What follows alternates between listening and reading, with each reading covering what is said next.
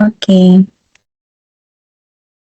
Bismillahirrahmanirrahim. Assalamualaikum warahmatullahi wabarakatuh. Saya Aisyah Kusumawardani dengan NIM 2024-31066 dari Teknik Informatika. Kali ini saya akan menjelaskan hasil pengerjaan UAS kecerdasan buatan kelas D. Oke, mulai dari soal pertama itu mengenai soal pakar, di mana saya mengusung tema penanganan keluhan tagihan listrik meningkat dengan profil pakar sendiri, yaitu nama pakar Mas Uri Nur, perusahaannya itu ada PT PLN Persero, P3 Palopo, kemudian unit kerja di Niaga dan Pemasaran, NPS. Bidang kepakaran itu ada di pelayanan pelanggan dan penanganan keluhan pelanggan. Lama bekerja itu selama 5 tahun. Pakar ini sendiri merupakan lingkup keluarga saya, tepatnya yaitu paman saya. Kemudian kasus yang saya angkat itu adalah analisis penyebab kenaikan tagihan listrik pelanggan. Di mana di sini saya menuliskan beberapa daftar pertanyaan wawancara terhadap paman saya, mulai dari pertanyaan awal, saat adanya kasus kenaikan tagihan listrik, biasanya keluhan apa yang disampaikan oleh pelanggan, kemudian hal apa saja sih yang dilakukan untuk menganalisis suatu permasalahan tersebut. Kemudian dilanjut dengan pertanyaan kasus.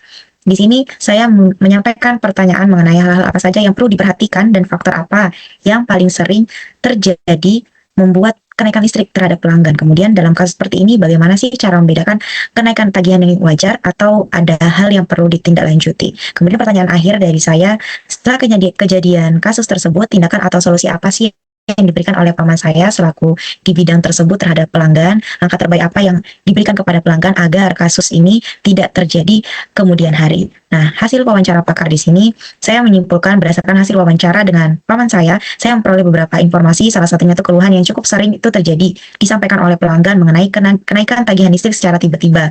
Nah, ketika menerima keluhan itu, biasanya langkah pertama yang dilakukan oleh paman saya itu memeriksa sesuai dengan pencatatan meter. Nah, dengan kondisi meter listrik pelanggan.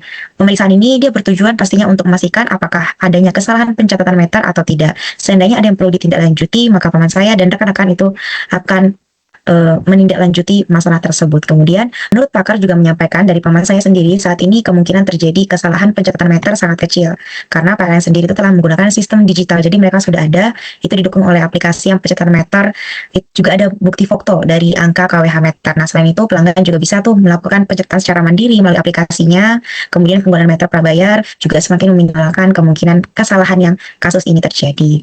Nah, kemudian, knowledge pakar yang saya simpulkan, yang saya dapati dari beberapa kasus di atas, hasil wawancara juga.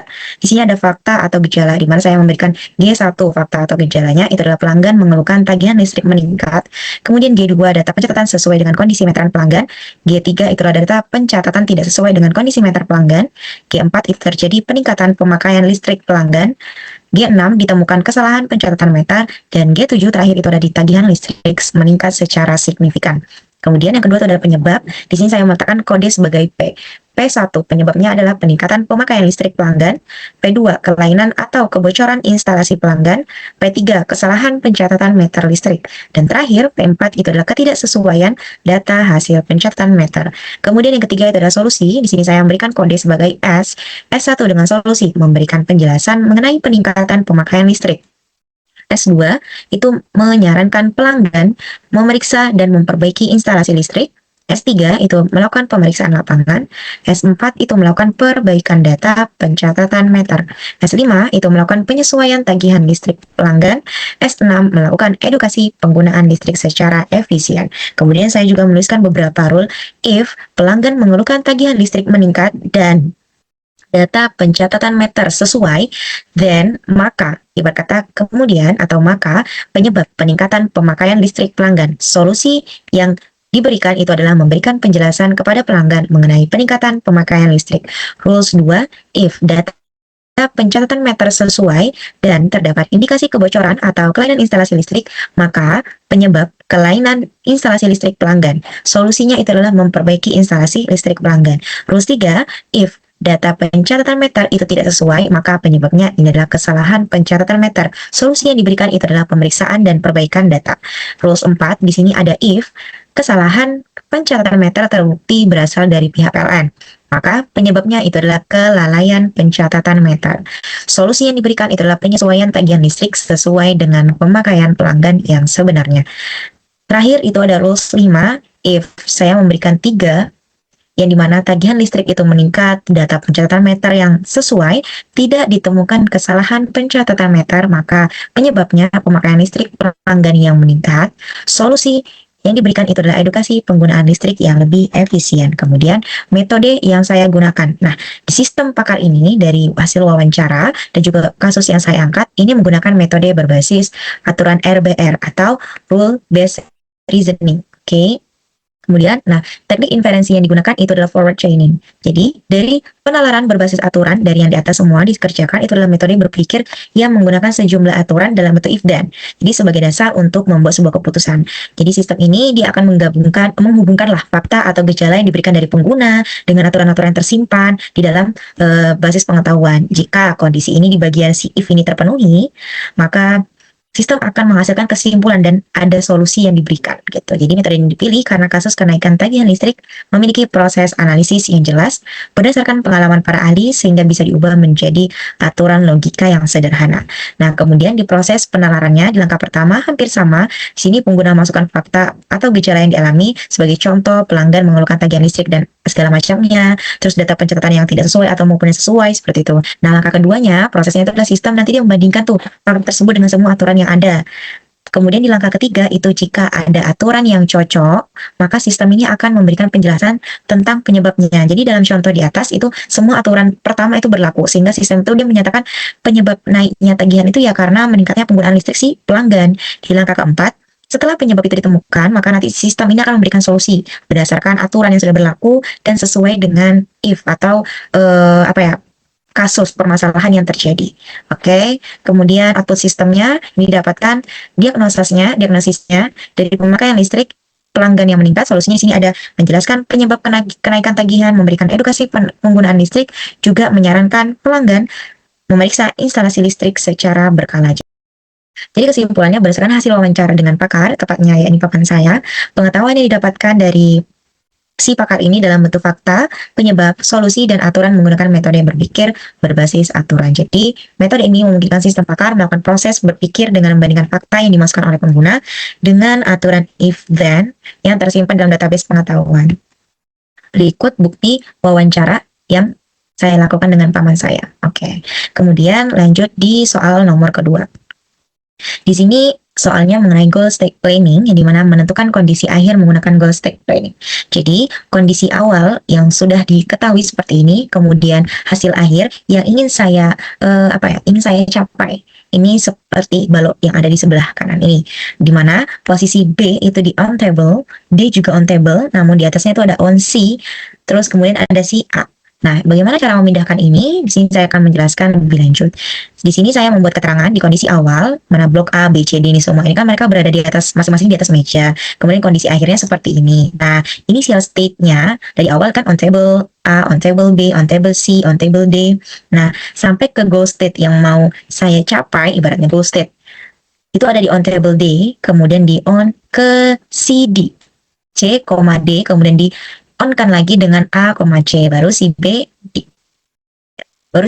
di on table kan. Kemudian proses goal state planning. Nah, mulai dari langkah pertama itu saya menentukan initial state dan goal state. Di sini saya menjabarkan current state, apa kondisi awal lah saat ini bagaimana. Mulai dari on table A, on table B, on table C, dan seterusnya. Kemudian goal state yang mau saya capai. Nah, di sini penjelasan yang saya berikan, pada awalnya semua balok ini masih terpisah di atas meja dan si posisi lengan robot ini dia belum menangkap atau belum memegang balok apapun. Nah, kemudian di langkah kedua di sini adalah menyusun goal state. Nah, di sini di goal state-nya sendiri itu mulai dari top, on A, C, on C, D, on table D, on table B sampai ke bottom. Nah, di penjelasannya di sini dari gambar di atas saya berikan penjelasan mengenai. Jadi pada langkah ini tuh dibuat tujuan goal state harus dicapai oleh si tangan robot ini, mana goal ini tuh disusun sesuai dengan tujuan utama tadi yang di awal. Dikarenakan si A ini harus berada di C, dikarenakan si A ini harus berada di C, maka terlebih dahulu kita harus mengangkat balok si C. Oleh sebab itu on CD ini harus diselesaikan terlebih dahulu sebelum on AC. Nah, jadi di sini saya membuat keterangan bahwa goal state adalah daftar tujuan yang akan diolah oleh algoritma goal state planning ini. Jadi robot itu akan memeriksa tujuan yang paling atas tumpukannya. Jadi dalam situasi ini tujuan on A, C itu tuh dia belum bisa langsung dikerjakan karena apa? Si balok C ini belum berada di tempatnya, belum berada di atas balok D. Jadi si robot harus melakukan pop terlebih dahulu. Jadi di langkah ketiga, makanya masuk ke melakukan pop terhadap goal si on CD. Nah, jadi di sini goal yang diproses itu adalah on CD. Nah, di sini current state masih sama. Di sini saya memberikan goal set setelah pop. Ini mulai dari top, terus di stackkan dulu si CD-nya, di-clearkan ini nih dalam artian ya dibersihkan lah gitu, agar si C ini bisa diletak di atas si D. Kemudian di holding C, pick up C, diambil C-nya di balok C itu ditaruh di atas balok D. Kemudian on AC gini. Kemudian penjelasan yang saya berikan pada langkah ini, tujuan on CD itu dibagi menjadi beberapa operator nih, karena robot ini belum bisa langsung mengangkat si balok C. Nah, jadi supaya proses stack CD ini bisa berjalan, jadi robot itu harus memenuhi dua syarat. Pertama, holding C. Holding C ini dalam artian robot itu sedang memegang balok C. Dan clear D, yang seperti sudah saya katakan sebelumnya, dia tidak ada balok yang terletak di atas D. Nah, untuk mendapatkan kondisi holding C, robot itu harus lebih dahulu melakukan operasi pick up C. Nah, karena operator pick up C ini juga memerlukan syarat on table C, terus di clear C, kemudian armament T. Nah, maka pada langkah berikutnya, goal stack ini akan dikembalikan dulu, diproses untuk menjabarkan si operator pickup C. Oke, lanjut sekarang masuk ke langkah keempat. Nah, di sini baru melakukan pop terhadap pickup C. Nah, pada langkah sebelumnya itu kan goal stack itu menunjukkan bahwa robot itu harus melakukan proses pickup C sebelum menjalankan si stack C, D. Nah, namun pada operator pickup C ini juga nggak bisa langsung dijalankan. Karena apa? Pickup tuh dia harus dijabarkan dulu berapa kondisi yang harus dipenuhi. Pertama, operator pickup ini dia harus memenuhi 3 syarat, mulai dari balok C ini harus berada di atas meja, makanya namanya on table C. Kemudian tidak ada balok lain yang terletak di atas C. Oke, clear. Kemudian dengan lengan robot harus dalam keadaan kosong. Makanya on table C ini dalam artian yang ini di bagian sini. Ini mengartikan bahwa balok C itu ada di atas meja, kemudian clear C itu artinya di atas balok C itu tidak ada balok lain, kemudian armament itu lengan robot dalam keadaan kosong. Kemudian di langkah kelima ini adalah eksekusi pickup C. Di sini saya sudah membuat gambar yang mana balok C itu sudah diangkat oleh lengan robot. Jadi robot ini berhasil mengangkat balok C. Kemudian kondisi on table C ini dia tidak berlaku lagi. Kenapa? Karena dia udah ada di atas si D. Berganti menjadi holding C. Balok D ini masih berada di atas meja dan tidak ada balok lain di atasnya. Jadi kondisi si clear D ini sudah terpenuhi. Karena dua syarat melakukan stack C dan D itu sudah terpenuhi. Nah, di langkah keenam itu adalah eksekusi stack C D, di mana lengan robot menjalankan operator stack C D. Nah, balok C itu akan diletakkan tepat di atas balok D. Oke, di sini saya sudah membuat gambar yang dimana balok C ini udah diletak di atas balok D. Nah, penjelasannya balok C itu ditempatkan di atas balok D, sehingga hubungan antara C dan D ini sudah terpenuhi. Jadi, setelah proses stack C D itu selesai, maka lengan robot itu kembali kosong. Jadi, posisinya tuh lengan tuh udah armament, jadi sehingga robot itu siap melanjutkan ke proses berikutnya. Jadi, pada tahap ini, jumlah goal stack itu berkurang karena tujuan on CD itu telah berhasil dicapai. Selanjutnya, langkah ketujuh itu adalah melakukan pop terhadap goal on AC. Sekarang ke tahap berikutnya, karena udah tadi kan yang C. Nah, di sini goal on CD ini sudah berhasil, maka sekarang step berikutnya adalah on AC. Nah, sebelum itu, karena lengan robot ini tidak dapat langsung meletakkan si balok A di atas balok C, maka dari itu kita akan merincikan beberapa operator lagi. Seperti yang di atas tadi, yang dimana on AC ini, itu berarti balok A harus berada di atas balok C. Namun, kondisi tersebut belum bisa digapai, belum bisa dilakukan. Karena apa? Robot itu masih belum memegang si balok A. Jadi, goal on AC itu diubah menjadi operator stack AC beserta semua syaratnya. Nah, agar semua operator stack AC ini bisa dilakukan, dua syarat itu harus terpenuhi. Mulai pertama adalah kondisi holding A and clear C. Ini harus dibersihkan dulu. Si C-nya memastikan bahwa balok C itu tidak ada balok lain di atasnya. Kemudian kondisi clear C sudah terpenuhi karena tidak ada benda di atas C. Oke, sedangkan kondisi hold A ini belum terpenuhi, jadi robot harus melakukan pick up. Jadi pick up dulu baru proses holding. Nah, di langkah ke-8 itu adalah melakukan pop terhadap pick up A dan eksekusi pick up A. Nah, di sini saya memberikan gambar seperti ini sambil mengecek on table A. A ini udah berada di atas meja, oke. Clear A juga udah oke, udah aman. Tidak ada balok lain di atas balok A. Kemudian nanti itu maksudnya tidak ada, lengan robot ini tidak memegang balok apapun. Kemudian operator selanjutnya yaitu menjalankan si pickup A, yang dimana penjelasannya, jadi posisinya lengan robot ini udah mengangkut si balok A untuk dipindahkan di atas balok C. Jadi penjelasan yang saya berikan itu adalah robot berhasil mengangkat balok A sudah benar, sehingga kondisi on table A nanti dia berubah menjadi holding A. Selanjutnya, nah di sini nanti balok C masih berada di atas balok D. Kemudian nanti setelah balok A udah diletak di balok C, nanti akan menggunakan proses holding A. Nah, langkah ke-9 ini adalah verifikasi ini, verifikasi go, yang dimana nanti robot akan menjalankan operator stack AC. Balok A kemudian diletak di tepat di atas balok C, udah dalam posisi, jadi gambarnya sudah saya buat seperti ini. Kemudian penjelasan yang saya berikan adalah robot sudah berhasil meletakkan balok A di atas balok C, oke, sehingga tumpukan A di atas C dan D sesuai dengan kondisi tujuan yang diminta, benar. Kemudian step AC ini kan udah selesai, jadi lengan robot itu kan kembali kosong ya nanti. Nah, dalam kondisi ini semua hubungan antar balok itu sudah mencapai tujuan yang kita inginkan tadi di awal, dari on AC dan on CD. Nah, selain itu balok B tetap berada di atas meja sejak awal, sehingga kondisi on table itu tetap terpenuhi yang on table B, sehingga semua tujuan dalam step go sudah tercapai dan tidak ada operator yang perlu dijalankan. Terakhir ini adalah langkah ke-10, verifikasi go stack, untuk memastikan mengecek ulang dari semua kerja kita.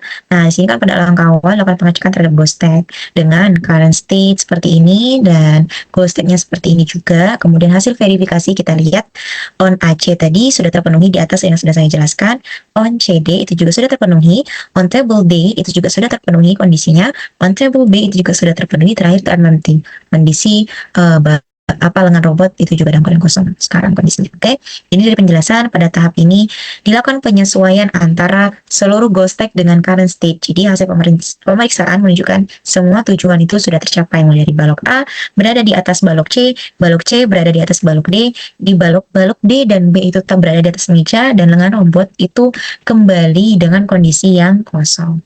Terakhir itu ada di soal nomor 3 pembahasannya. Oke, di sini soal nomor 3 itu adalah soal matematis, yang dimana ini adalah perhitungan matematis yang saya menggunakan metode regresi linear.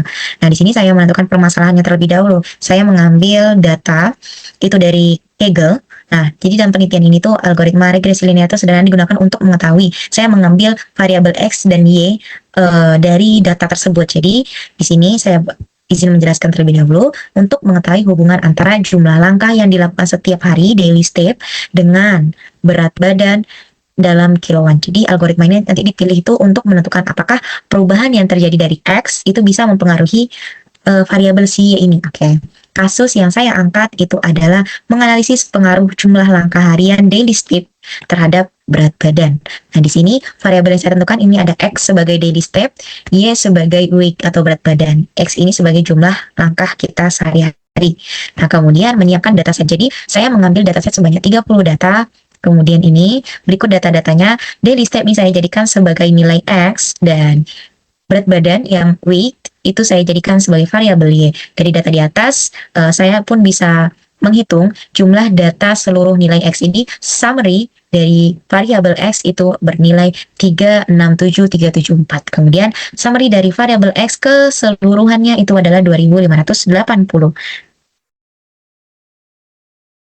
Kemudian mencari nilai kuadrat dari setiap nilai X. Jadi setelah kita mencari summary atau total nilai dari variabel X dan Y, maka kita mencari nilai kuadrat dari si X. Dilanjut dengan menghitung perkalian itu dari nilai X, variabel X, dan variabel Y. Nah, di sini dari perhitungan yang saya dapatkan, oke, kemudian dapat juga dari perhitungan X kuadrat dan X kali Y itu saya juga menghitung summary dari kedua kolom tersebut atau jumlah nilai dari dua kolom tersebut. Nah, didapatkan EX kuadrat itu 532741416, cukup banyak ya. Di jumlah X kali Y itu ada 30,30887939. Nah, ini bentuk tabel secara keseluruhan. Kemudian di sini ada menghitung koefisien regresi atau nilai B. Jadi jumlah data dikalikan dengan jumlah dari operasi perkalian variabel X kali Y dikurangi dengan jumlah variabel X kali dengan variabel Y dibagi dengan jumlah data dikali dengan jumlah seluruhnya X kuadrat dikurangi dengan jumlah seluruhnya X atau summary-nya baru nanti dikuadratkan, maka dapatlah hasil minus seperti ini. Kemudian menghitung nilai konstantanya atau nilai A. dengan rumus sigma Y atau nilai keseluruhan Y kemudian dikurangi dengan B kali nilai keseluruhan dari X dibagi dengan jumlah data. Maka dapatlah segini 96,46436 dan seterusnya. Jadi untuk menentukan persamaan regresi ini menggunakan rumus Y itu sama dengan nilai A ditambah dengan BX. Maka nilai hasil akhirnya seperti ini. Sebagai contoh prediksi, saya memberikan contoh bahwa sebagai contoh yang saya berikan itu ada nilai X itu sebanyak 15.000 atau 15 langkah berarti. Nah, untuk mencari nilai si Y, maka kita menggunakan rumus ini. Jadi dengan hasil akhir yang saya dapatkan dari variabel X yang diketahui itu 15.000 adalah nilai Y-nya itu 83,6526. Oke, sekian penjelasan dari saya. Mohon maaf apabila ada kekurangan. Assalamualaikum warahmatullahi wabarakatuh.